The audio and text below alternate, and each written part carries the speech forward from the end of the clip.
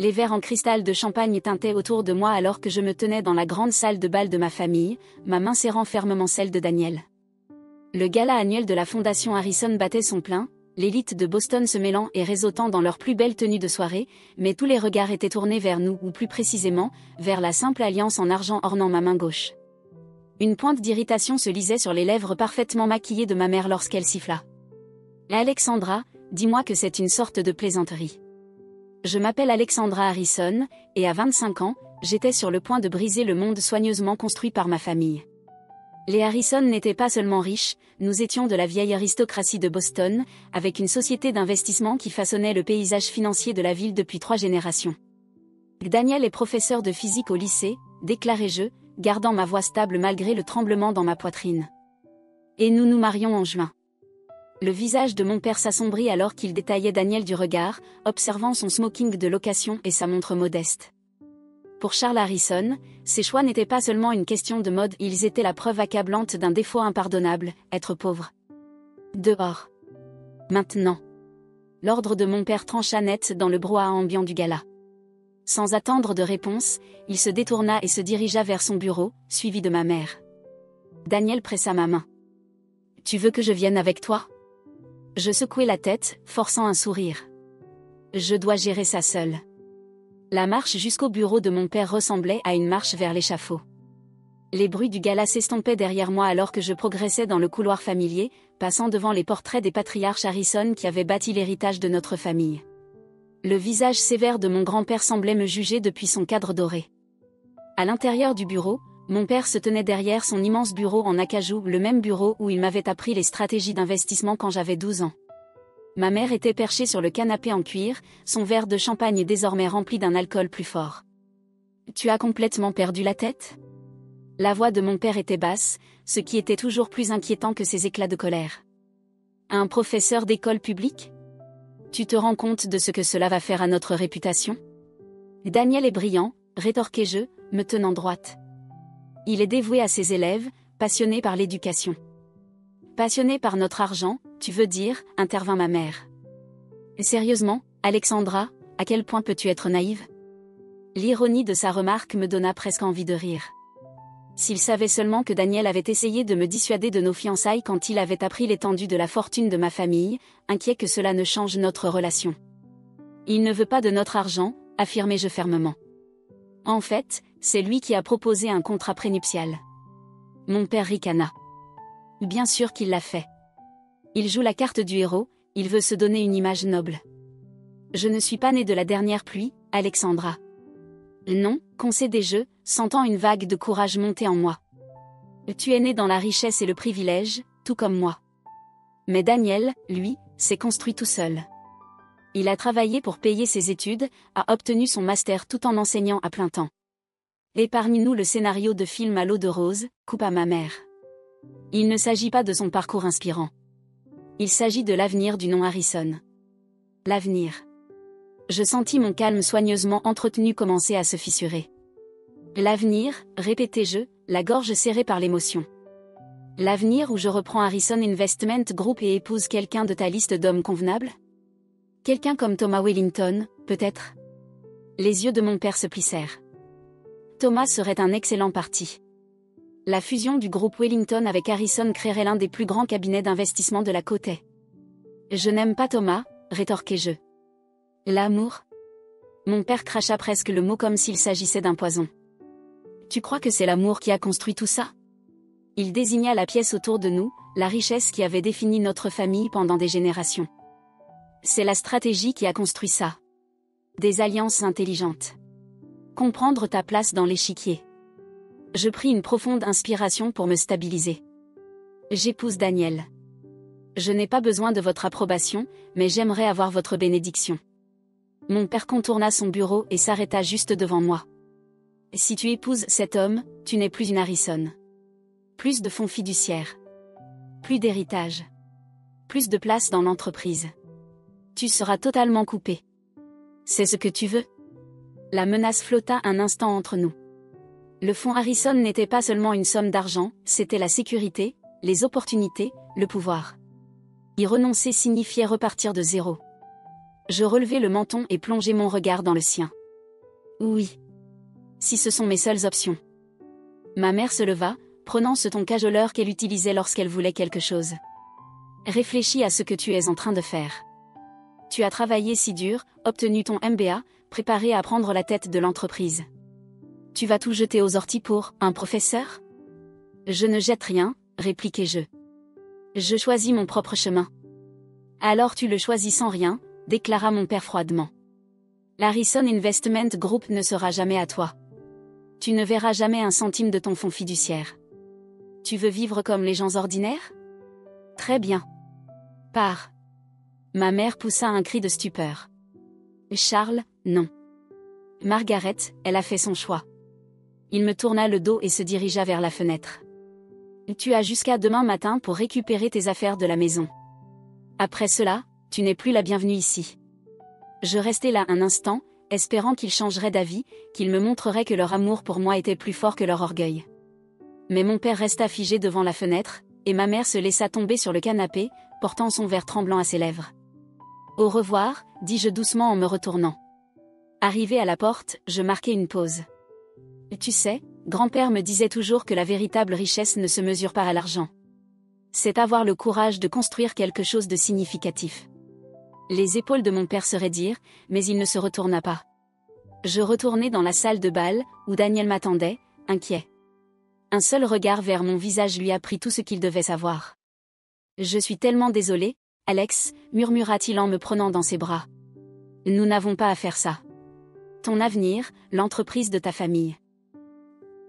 Je le fis taire avec un baiser, me moquant des murmures scandalisés autour de nous. Tu es mon avenir. Le reste, nous le construirons ensemble.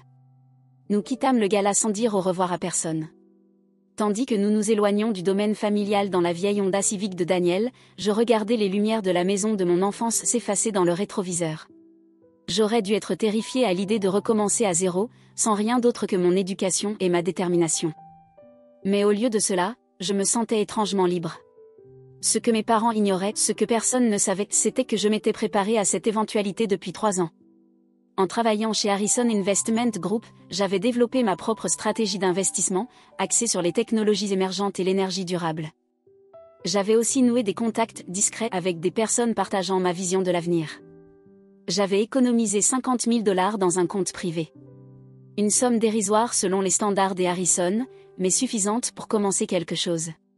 Et j'avais une idée qui prouverait soit que mes parents avaient totalement raison à mon sujet, soit à quel point ils s'étaient trompés. Daniel gara la voiture devant notre petit appartement, mon nouveau foyer. « Et tu es sûr de toi ?» demanda-t-il une dernière fois. Il n'est pas trop tard pour revenir en arrière. Je le regardais, cet homme brillant et bienveillant, qui enseignait la physique aux enfants des quartiers défavorisés parce qu'il croyait que l'éducation pouvait changer des vies, qui avait soutenu mes rêves même quand ils semblaient impossibles. Oui, dis-je, le cœur serein. Je suis sûre. Je n'ai jamais été aussi sûre de rien, ajoutai-je. Et puis, ils ne m'ont pas seulement donné un ultimatum, ils m'ont lancé un défi. Un défi. Je souris, songeant au plan qui prenait déjà forme dans mon esprit. Ils pensent que je ne peux pas réussir sans leur argent et leur connexion. Très bien. Je vais bâtir quelque chose d'encore plus grand que Harrison Investment Group ne l'a jamais été, et je le ferai à ma façon. Ce que je ne savais pas à ce moment-là, c'était à quel point ces mots allaient s'avérer prophétiques. Les 10 années à venir allaient mettre à l'épreuve tout ce que je croyais savoir sur moi-même, sur le monde des affaires et sur la vraie signification de la richesse.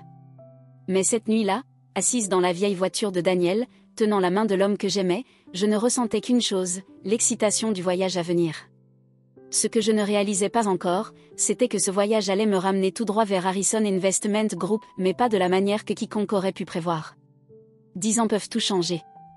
J'étais assise dans mon bureau d'angle, au 50e étage d'un gratte-ciel rutilant du centre-ville, les yeux rivés sur l'email qui venait d'apparaître dans ma boîte de réception. L'objet disait « Harrison Investment Group recherche un partenariat stratégique ». « Tu dois voir ça », dit Sarah Chin, ma directrice financière, depuis l'encadrement de la porte. Elle entra dans la pièce, une tablette à la main. Les finances de Harrison Investment Group viennent d'être rendues publiques. C'est encore pire que ce qu'on pensait. Je pris la tablette et parcourus les chiffres. L'histoire qu'il racontait était sinistre. Harrison Investment Group, autrefois le joyau du quartier financier de Boston, perdait ses clients à une vitesse alarmante. Leur approche d'investissement archaïque n'avait pas su s'adapter aux évolutions du marché. Ils avaient raté le boom technologique, méprisé l'énergie durable comme une mode passagère, et s'étaient accrochés aux placements traditionnels jusqu'à ce qu'il soit trop tard. Leur valeur boursière avait chuté de 60% en un an. Ils cherchent un acheteur, poursuivit Sarah. Je me suis appuyée sur ma chaise, les souvenirs affluent. Il y a 10 ans, j'avais tourné le dos à cette entreprise, à mon héritage, avec rien d'autre que ma détermination et un rêve. Aujourd'hui, en tant que PDG de Phoenix Ventures, je dirigeais une société d'investissement de 500 millions de dollars spécialisée précisément dans les technologies innovantes que mon père avait rejetées. Alex, la voix de Sarah me ramena au présent. Que veux-tu faire ? Je regardais par la fenêtre, observant la ligne d'horizon de Boston. Quelque part là-bas, mon père était probablement assis dans son bureau, essayant de comprendre comment tout avait pu lui échapper. Organise une réunion, dis-je. Mais pas avec mon père. Je veux rencontrer directement le conseil d'administration. La dernière décennie avait été un tourbillon. Après avoir quitté ma famille, je m'étais investi corps et âme dans la construction de Phoenix Ventures à partir de zéro, en commençant avec mes 50 000 $ d'économie. Je me suis concentré sur l'identification de start-up technologiques prometteuses et d'entreprises d'énergie durable que les sociétés traditionnelles négligeaient. Daniel m'a soutenu à chaque étape, multipliant les cours particuliers pour nous aider à subvenir à nos besoins pendant que je lançais l'entreprise. Nous vivions dans un petit appartement, économisions chaque centime et bâtissions lentement notre rêve. Ma première grande opportunité est arrivée après 2 ans, lorsqu'une de nos premières entreprises investies, une petite société de technologie solaire, a été rachetée par un grand groupe énergétique. Le rendement fut suffisamment important pour attirer des investisseurs sérieux. À partir de là, Phoenix Ventures a connu une croissance exponentielle. Bien sûr, nous avons rencontré des difficultés. Les premières années furent rudes, et certaines nuits, je me demandais si j'avais commis une erreur monumentale. Mais à chaque succès, à chaque prédiction de marché juste, notre réputation s'est renforcée. Je n'ai jamais utilisé le nom Harrison pour ouvrir des portes. Aux yeux du monde des affaires, je n'étais qu'Alexander Chin, ayant pris le nom de famille de Daniel lorsque nous nous sommes mariés. Mon succès m'appartenait entièrement, construit sans les connexions ou l'influence de ma famille. 10 ans plus tard, Phoenix Ventures était reconnu pour sa stratégie d'investissement visionnaire et ses rendements impressionnants. Nous avions des bureaux dans 3 villes, une équipe d'analystes brillants et un portefeuille qui regroupait les technologies émergentes les plus prometteuses. Et voilà que l'entreprise de mon père souhaitait discuter d'un partenariat stratégique. La réunion fut fixée à la semaine suivante. Je suis arrivé en avance, entrant dans la salle du conseil de Harrison Investment Group pour la première fois en 10 ans. Les portraits des anciens PDG étaient toujours accrochés au mur, mon grand-père, mon père, et l'espace vide où aurait dû figurer mon portrait. Les membres du conseil arrivèrent peu à peu, beaucoup étant les mêmes que ceux présents à ce fameux gala il y a une décennie. Ils ne me reconnurent pas tout de suite. Pourquoi l'auraient-ils fait ? L'Alexander Harrison dont ils se souvenaient était une jeune héritière en robe de créateur. La femme devant eux était une PDG accomplie en tailleur, connue pour son sens aiguisé des affaires. Mon père entra le dernier, s'arrêtant net en me voyant. Il avait considérablement vieilli, ses cheveux entièrement grisonnants, de nouvelles rides marquant profondément son visage. Un instant, j'aperçus quelque chose dans son regard, de la reconnaissance, du choc, peut-être même de la fierté. Mais son masque de contrôle reprit vite le dessus. « Qu'est-ce que c'est que ça ?» demanda-t-il en regardant le président du conseil. « Monsieur Harrison, » répondit prudemment ce dernier, « voici Alexander Chin, PDG de Phoenix Ventures. Il souhaite discuter des termes d'une acquisition. » « Une acquisition ?» Le visage de mon père s'empourpra. « Une prise de contrôle ? Et personne ne m'a informé de l'identité de la personne qui assisterait à cette réunion ? C'est moi qui l'ai demandé, dis-je d'un ton professionnel. Je voulais que le conseil entende notre proposition sans idée préconçue. Sarah commença à présenter notre offre, une évaluation juste mais ferme de Harrison Investment Group, avec des conditions garantissant la protection des employés tout en modernisant l'entreprise. Pendant qu'elle parlait, j'observais mon père. Je voyais son esprit lutter pour concilier l'image de la fille qu'il avait rejetée avec celle de la femme d'affaires devant lui. Les chiffres avancés par Sarah étaient irréfutables. Phoenix Ventures avait le capital, la stratégie et la vision pour sauver son entreprise. Quand elle termina, un long silence s'installa. Finalement, mon père prit la parole, la voix rauque. « Puis-je avoir un moment seul avec mademoiselle Chin ?» Les membres du conseil quittèrent la salle, nous laissant seuls dans cette pièce où j'avais passé des heures à apprendre les affaires auprès de mon père. Tu as fait tout ça pour me prouver que j'avais tort, demanda-t-il doucement. Je secouai la tête. Non, papa. J'ai fait ça pour me prouver que j'avais raison. Tout ce que tu m'as appris sur les affaires, sur l'identification des opportunités, sur la construction d'un empire durable, j'ai appliqué ces leçons à l'avenir, pas au passé. Il se tourna vers la fenêtre, regardant la ville. Ton grand-père, il aurait compris ce que tu as bâti. C'était un innovateur, lui aussi, en son temps. Il se retourna vers moi. C'est moi qui ai oublié que l'innovation fait partie de notre héritage. Il n'est pas trop tard, dis-je. Phoenix Venture ne veut pas démanteler Harrison Investment Group. Nous voulons l'aider à évoluer, honorer son histoire tout en embrassant l'avenir. Il hésita un instant. Et Daniel? Il enseigne toujours la physique? Je souris légèrement. Il continue à changer des vies. Nous avons 2 enfants maintenant, tes petits-enfants, mais tu ne les as jamais rencontrés. Emma a 7 ans, Michael en a 5. Quelque chose se brisa dans l'expression de mon père. Alexandra, Je sais, répondis-je doucement. Moi aussi. L'acquisition se déroula sans accroc. Le conseil vota à l'unanimité en faveur de notre offre, reconnaissant que Phoenix Venture représentait leur meilleure chance de survie. Mon père, à la surprise générale, soutint la décision. Finalement, nous n'avons pas seulement sauvé Harrison Investment Group, nous l'avons transformé. Les 2 entreprises fusionnées, sous le nom de Phoenix Harrison Group, devinrent l'une des firmes d'investissement les plus influentes du pays, alliant sagesse traditionnelle et stratégie innovante. Mon père resta en tant que conseiller, bien qu'il ait démissionné de son poste de PDG. Lentement, prudemment, nous avons commencé à reconstruire notre relation. Mes parents rencontrèrent enfin leurs petits-enfants. Ils vinrent dîner chez nous, pas dans un manoir, mais dans la maison confortable que Daniel et moi avions choisie, dans un bon quartier scolaire. Un soir, après un trimestre particulièrement réussi, mon père et moi étions assis dans mon bureau, regardant les lumières de la ville. Tu sais, dit-il, ton grand-père disait toujours que la vraie richesse réside dans le courage de bâtir quelque chose de significatif. Je complétai, et non pas seulement dans la préservation du passé. Il hocha la tête, me regardant avec une fierté que je reconnus enfin. Il aurait été fier de toi, Alexandra. Nous le sommes tous les 2, même si j'ai été trop bornée pour le voir plus tôt. Ce soir-là, en rentrant chez moi, je repensais à la vraie richesse, celle qui ne se mesure pas en héritage ou en portraits accrochés au mur des salles de conseil, mais en courage, en amour et en détermination. Et, en voyant Daniel et nos enfants dans le jardin, je sus que renoncer à mon héritage avait été le meilleur investissement de ma vie.